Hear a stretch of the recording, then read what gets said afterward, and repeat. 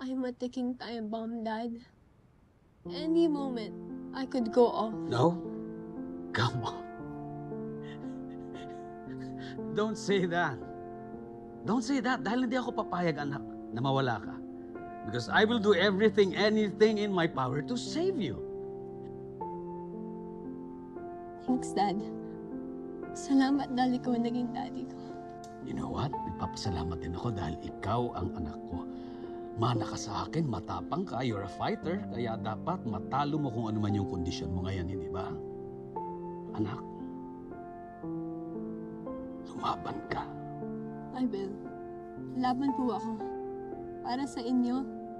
Para sa akin. Para balang araw, totoong bulaklak na po ang mahahawakan ko. Pero Dad, pwede po ba akong mag-request? Pwede po ba tayo mag-spend more time together? Yeah, of course. I just want to seize every moment that we both have. Yes, of course. Babawi ako sa'yo.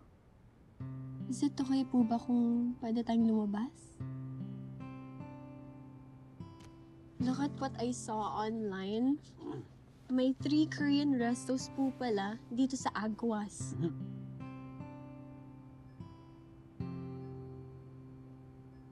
So we don't have to go to Korea or pumuntang Manila anymore. We can have them right here. Malapit lang. So, pwede po bang pumunta tayo?